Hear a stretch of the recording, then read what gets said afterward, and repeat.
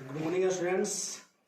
फिर से हम लोग इम्फैटिक के दूसरे लेक्चर में इसके जो आधे टॉपिक बचे हुए हैं उसमें हम लोग चलते हैं और आज उसको क्लियर करते हैं। इम्फैटिक का दो भाग हम लोग आप लोगों को पढ़ा दिए थे। प्रीवियस क्लास में मैंने आप लोगों को बताया था कि प्रेजेंट इंडेफिनिट टेंस का और पास्ट इंडेफिनिट टेंस का इम्फैटिक कैसे बनता है, मैंने उसके बारे में आप लोगों को बता दिया है। अब आप लोग आगे जानिए। आपको बताए थे हम कि इम्फैटिक 3 तरह के वाक्यों का बनता है। तो तीसरा जो बचा हुआ था वो आपका क्या है, तो इम्परेटिव सेंटेंस। क्या है? Imperative sentence. इम्परेटिव सेंटेंस का इम्फैटिक जो है कैसे बनता है वो हम लोग जाना है।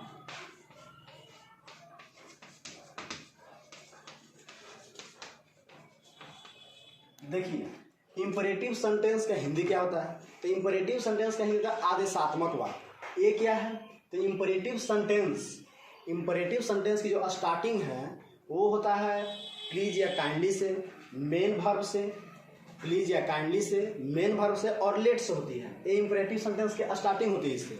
और इससे जो सेंस प्रकट होते हैं वो क्या क्या होते हैं? सेंस में तो अर्थ प्रकट होता है या क्या क्या बोध कराता है। तो यह ऑर्डर का बोध कराता है, कमांड का बोध कराता है, एडवाइस का बोध कराता है, रिक्वेस्ट का बोध कराता है। तो इस तरह से इम्फैटिक सेंटेंस से आदेश हो गया और आज्ञा हो गया, आपका सलाह हो गया और रिक्वेस्ट, अनुरोध, ये सब का भाव प्रकट करता है। तो इस तरह के वाक्यों का इम्फैटिक कैसे बनता है? तो बहुत ही आसान है दोस्तों। आसान क्या है? तो देखिए, हम लोग जानते हैं कि मेन वर्ब से इसका स्टार्ट होता है। तो हम लोग इसके एग्जाम्पल के लिए हम लोग डायरेक्ट लिख सकते हैं कि गो देयर। यह क्या है? यह इम्परेटिव सेंटेंस का वाक्य है। अब देखिए इम्परेटिव सेंटेंस का वाक्य कैसे है? तो अभी मैंने आपको बताया कि इम्परेटिव सेंटेंस का स्टार्टिंग मेन वर्ब से। मेन वर्ब से, देखिए मेन वर्ब है, बिल्कुल है।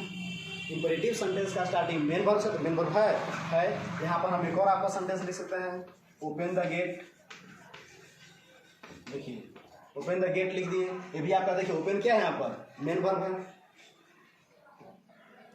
तो आपको बताएं कि इम्परेटिव सेंटेंस का स्टार्टिंग मेन वर्ब से होती है या प्लीज या काइंडली से होती है। तो देखिए प्लीज से भी स्टार्ट सेंटेंस को कर रहे हैं, please come in, please come इन, कृपया अंदर आ जाइए। तो देखिए ये भी यहाँ पर सेंटेंस प्लीज से स्टार्ट हुआ। तो मैंने बताया इम्परेटिव सेंटेंस का स्टार्टिंग मेन वर्ब से, प्लीज या काइंडली से या लेट से होती है। तो जहाँ तक आपको बता देता हूँ, लेट से स्टार्टिंग होने वाले इम्परेटिव सेंटेंस का इम्फैटिक नहीं बनता है। लेट से स्टार्ट होने वाले सेंटेंस का इम्फैटिक नहीं बनता है। अब हम लोग तो उसके बारे में चर्चा ही नहीं करेंगे, अब हम लोग यहाँ सीखेंगे। तो इम्फैटिक बनता है इम्परेटिव सेंटेंस में किसका? तो जो मेन वर्ब से शुरू होते हैं और जो प्लीज या काइंडली शुरू होते हैं। तो कैसे बनता है? तो बस बहुत सिंपल है। सिंपल क्या है? कुछ नहीं करना है। इम्परेटिव सेंटेंस का इम्फैटिक बनाना है तो केवल डू का प्रयोग करना है। इम्परेटिव सेंटेंस का इम्फैटिक बनाना है तो केवल डू का प्रयोग करना है। तो डू का प्रयोग करना कहाँ है? तो जब इम्परेटिव सेंटेंस के वाक्य की शुरुआत मेन वर्ब से हुआ हो, तब हम लोग मेन वर्ब के पहले डू का प्रयोग कर देंगे तो वह सेंटेंस इम्फैटिक में कन्वर्ट हो जाएगा। जैसे गो देयर, तो इसको हम अगर लिख देंगे डू गो देयर, ये आपका इम्फैटिक में चेंज हो गया। इसी तरह से ओपन द गेट, इसको भी हम लिख देंगे डू ओपन द गेट, ये भी सेंटेंस इम्फैटिक में चेंज हो जाएगा। लेकिन जो सेंटेंस प्लीज या काइंडली शुरू होता है उसका इम्फैटिक कैसे बनाएंगे? तो उसमें भी करना कुछ नहीं है, बस उसमें भी क्या करना है कि प्लीज या काइंडली के बाद और मेन वर्ब के पहले डू का प्रयोग कर देना है, वो भी सेंटेंस इम्फैटिक में चेंज हो जाएगा। जैसे प्लीज कम इन, अगर इसका इम्फैटिक बनाएंगे तो प्लीज या काइंडली, इसके बाद हम लोग डू का प्रयोग करते हैं। तो प्लीज के बाद यहाँ पर डू हो जाएगा। देखिए मेन वर्ब के पहले हो जा रहा है कम, इसके बाद देखिए कम हम लिख रहे हैं, तो कम के बाद पहले हो गया इधर डू और प्लीज के बाद हो गया। तो आप यही याद रखिए, जब प्लीज या काइंडली से जब सेंटेंस शुरू होगा तो आपको क्या करना है कि प्लीज या काइंडली के बाद ही जो है आपको डू का प्रयोग करना है, तो सेंटेंस इम्फैटिक में कन्वर्ट हो जाएगा। तो यहाँ पर सेंटेंस था आपका प्लीज कम इन, तो प्लीज डू कम इन, समझ गए? तो इस तरह से सेंटेंस का इम्फैटिक बनता है। बहुत ही आसान है जो आप बना सकते हैं। ऐसे ही रहेगा आपका सेंटेंस और सारे आप सभी सेंटेंस को बना दीजिएगा। एग्जाम्पल के लिए अगर मान लीजिए सेंटेंस आपका है kindly post the letter, kindly post the letter, इसका हम इम्फेटिक कैसे बनाएंगे? तो बिल्कुल आसान है, हम काइंडली यहाँ जस्ट के तस लिख देंगे और हम इसके बाद ही क्या करेंगे, इसके बाद ही डू लगाना है। प्लीज या काइंडली के बाद, तो प्लीज या काइंडली के बाद हमने डू लगा दिया और उसके बाद हम क्या करेंगे, पोस्ट द लेटर, सारे सेंटेंस को सेम बाई सेम उतार देंगे। इस तरह से काइंडली पोस्ट द लेटर, ये आपका क्या हो गया, ये आपका जनरल वाक्य है और ये आपका क्या है, ये आपका इम्फेटिक सेंटेंस है। तो क्लियर, कोई दिक्कत नहीं। तो इम्फेटिक इंपरेटिव सेंटेंस का इम्फेटिक इस तरह से बनाते हैं। चलिए अब इसके थोड़ा सा कुछ स्पेशल रूल्स हैं, अब हम लोग वो सीख लेते हैं, है कि नहीं। तो स्पेशल रूल्स में क्या आते हैं, तो देखिए बहुत सारे ऐसे सेंटेंस हैं जिसमें आप देखते होंगे उस सेंटेंस में हैज या हैव या हैड मेन वर्ब की तरह काम करते हैं, रहता है वह पास्ट इंडेफिनिट टेंस का या प्रेजेंट इंडेफिनिट टेंस का ही बात, लेकिन उस सेंटेंस में हम लोग देखते हैं कि हैज हैव या हैड आया है तो हम लोग उसको दूसरे तरीके से भी ले लेते हैं। जैसे मेरे पास एक गाय है, तो ये सेंटेंस हो गया, ये हो गया अथी टेंस से अलग हो गया। और यही अगर मैं एक गाय रखता हूँ, मैं एक गाय रखता हूँ, तो यह हो गया क्या, प्रेजेंट इंडेफिनिट। तो इस तरह के वाक्यों का इम्फेटिक कैसे बनेगा, तो देखिए जब सेंटेंस में जब सेंटेंस में हैज या हैव या हैड आ जाए, जब सेंटेंस में हैज या हैव या हैड आ जाए तब उस सेंटेंस का इम्फेटिक कैसे बनाएंगे उसके बारे में अधिक करते हैं। तो देखिए जब सेंटेंस में अगर हैज आएगा, जब सेंटेंस में हैज आएगा तो उसके जगह पर हम इम्फेटिक में क्या लिखेंगे, तो डज हैव लिखेंगे। क्लियर।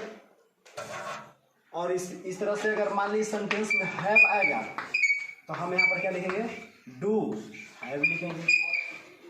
और अगर सेंटेंस में हैड आएगा तो हम क्या लिखेंगे, तो डिड हैव लिखेंगे उसके जगह पर। तो देखिए अभी आपका बिल्कुल क्लियर, सब सेंटेंस में आएगा ये, तो इसके जगह पर आपको इम्फेटिक में इतना लिखना है। अगर सेंटेंस में आपका आएगा हैज तो आप डज हैव लिखिएगा, अगर सेंटेंस में हैव आएगा तो डू हैव लिखिएगा इसके जगह पर, और आपका हैड आएगा तो हैड जगह पर आप जब इम्फेटिक चेंज कीजिएगा तो डिड हैव लिखिएगा। चलिए क्लियर हो गया, इसमें कोई दिक्कत नहीं ना। चलिए देखिए अब हम लोग समझते हैं, जैसे आई हैव ए कार, मैंने यहाँ पर सेंटेंस लिखा आई हैव ए कार, इसको हम बनाएंगे तो आई, अब यहाँ पर हैव आया है तो हैव की जगह पर हम लोग देखिए क्या यहाँ पर हैव की जगह पर इंडिकेट किया जा रहा है, डू हैव लिखने के लिए। तो हैव की जगह पर हम क्या लिखेंगे, तो डू हैव लिखेंगे, तो डू हैव हो गया उसके बाद ए कार।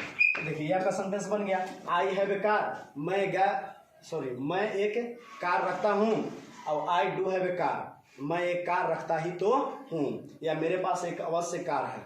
समझ गए, तो इस तरह के सेंटेंस बन गया। हाँ, इस बात को हमेशा याद रखें, इस बात को हमेशा याद रखना है कि जब भी हम डज डू या डिड का प्रयोग करेंगे, मतलब हैज या हैव या हैड की जगह पर, तो जब भी हम हैड के जगह पर डज लिखेंगे तो डज या डू या डिड ये सब के बाद हैव ही होगा। कभी भी हैज है तो हैज नहीं हो जाएगा, डज हैज नहीं हो जाएगा, हैव है तो डू हैव, और हैड है तो डिड हैड नहीं होगा, ये बिल्कुल ही रॉन्ग है। जब भी हम करेंगे तो हैज की जगह पर लिखेंगे तो डज हैव लिखेंगे, और हैव की जगह पर लिखेंगे तो डू हैव लिखेंगे, और हैड की जगह पर लिखेंगे तो डिड हैव लिखेंगे। समझ गए। और आपको तब याद रखना है कि डिड या डू या डज के बाद जो है आपको हैड या हैज या हैव ये सब नहीं लिखना है, आपको हमेशा जो है हैव ही लिखना है। इस तरह से हम लोग इम्फेटिक चैप्टर क्लियर करते हैं। एक और एग्जाम्पल समझते हैं, जैसे देखिए यू हैड ए टॉय, आपके पास एक खिलौना है।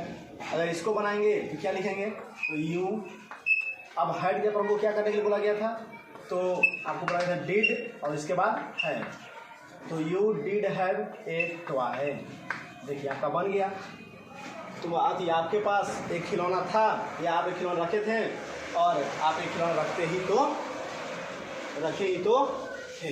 तो इस तरह सेंटेंस क्या हो गया, आपका इम्फेटिक चेंज हो गया। बस यही आपको इस तरह से बना देना है, और इस तरह से आपका इम्फेटिक जो सेंटेंस है, माने ये जो आपका इम्फेटिक जो चैप्टर है, टॉपिक, ये आपका खत्म हो गया। इन्हें कोई प्रॉब्लम्स नहीं ना। चलिए, तो इस तरह से आज हम लोग इम्फेटिक खत्म कर दिए। अब हम लोग नेक्स्ट क्लास में मिलते हैं। थैंक यू बच्चों।